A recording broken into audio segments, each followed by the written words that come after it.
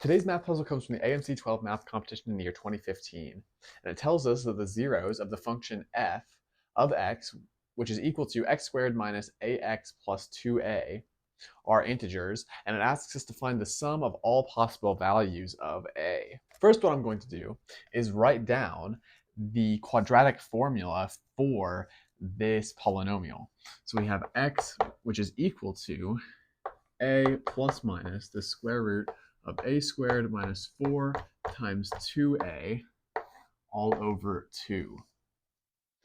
And this will give us the roots of this polynomial here, which is what we are told are integers here.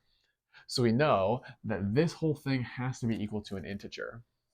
But if this whole thing is equal to an integer, then just the discriminant, that's what this part underneath the square root is called, that's going to be equal to some square number that we'll call k. So a squared minus, we'll call this 8a, is equal to k squared. But now what we're going to do is we're going to rewrite this left-hand side a little bit.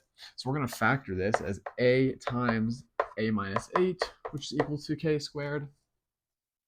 And then we're going to split up this part a little bit. What we're going to do is we're going to write this a as a minus 4 plus 4, like that. And then this a minus 8 as a minus 4 minus 4, like so. And this is still all equal to k squared. Okay, but now notice that we have a minus 4 times a minus 4. That gives us a minus 4 squared. And then we have positive 4 times a minus 4 and negative 4 times a minus 4. Those will cancel out. And then we get positive 4 times negative 4. But we'll just write that as minus 4 squared. And again, this is still all equal to k squared. But now what we're going to do is we're going to move this 4 over, this 4 squared over. So we have a minus 4 squared, which is equal to k squared plus 4 squared. And this should remind you of the Pythagorean theorem. So we have our c squared here. I'll go ahead and write this down below. We have our c squared here, our a squared here, and our b squared here. So we're looking for Pythagorean triples that include 4.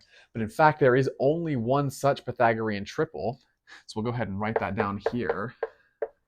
Only one such Pythagorean triple, which is 3, 4, 5. So we know that a minus 4 squared has to be equal to 5 squared, and k squared has to be equal to 3 squared. Okay, but we're only looking for values of a, so we'll just solve this left-hand side equation.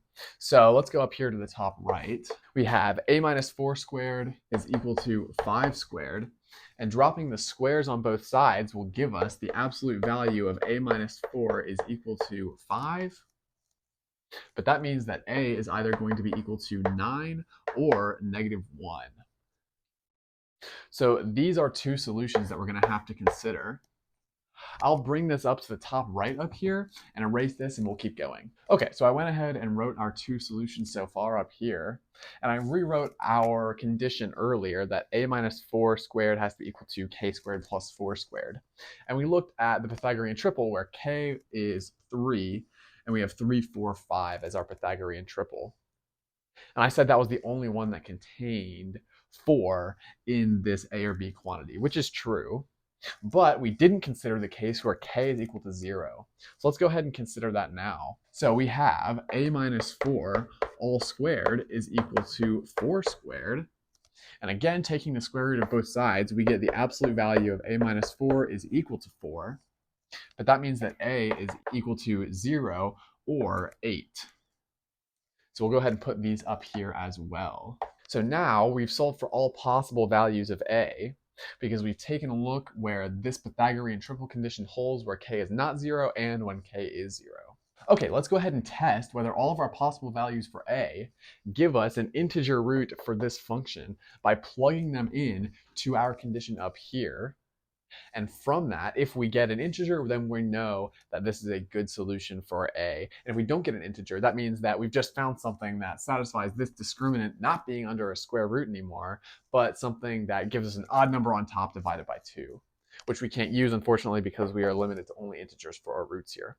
So let's go ahead and erase this. We'll plug in 0, 8, 9, and negative 1, and we'll test each one of them individually, and then we'll add all of the ones that work together. Okay, so let's test 9 first. So we have x is equal to 9 plus or minus the square root of 81 minus 8 times 9, and that's all over 2. So we get 9 plus minus the square root of 81 minus 72. Well, that's going to be 9, and that's all going to be over 2. But that means that we'll have 9 plus minus 3 over 2, which gives us 6 or 3 as our two solutions. And those are both integer solutions. So a equals 9 works. So I'm going to go ahead and rewrite this in green so that we know that this is indeed a solution. Okay, let's test negative 1. Okay, plugging negative 1 in, we get negative 1 plus minus the square root of 1 minus 8 times negative 1. And that's all going to be over 2 as well. We're going to have negative 1 plus minus the square root of 1 plus 8. Well, that's going to be 9. And that's going to be over 2 again. So we get negative 1 plus minus 3 over 2. And if we add 3, that's going to give us 1, or 2 over 2. And if we subtract 3, that's going to give us negative 2. So this gives us two integer roots as well. So we know that negative 1 works. I'll go ahead and put that in green, and then we'll move on to 0. Okay, so we're ready to plug in 0 here. So we have 0 plus minus the square root of 0 minus 8 times 0, which is over 2. And as you can see here, this is pretty easy. This all just goes to 0, because we have 0 plus minus 0 minus 0. On the numerator here, so that's just going to give us 0, but 0 is an integer. So this works. 0 is a good solution, although it doesn't actually matter for our sum of possible values. But we'll go ahead and include it anyway, and we'll move on to 8. All right, now we're ready for our last solution, and that's going to be 8. So we have 8 plus minus the square root of 64 minus 64, because we have 4 times 2 times 8, and that's just 8 times 8, which is 64, and that's all over 2. But notice that this part goes to 0, and we're left with only 8 over 2, which is 4. That's an integer root, so 8 also works. So I'm going to go ahead and replace this with the green as well. And adding everything up, we get our sum of a's is equal to 9 minus 1, that's from plus negative 1, plus 0, plus 8, which is equal to 16. And this is our final answer.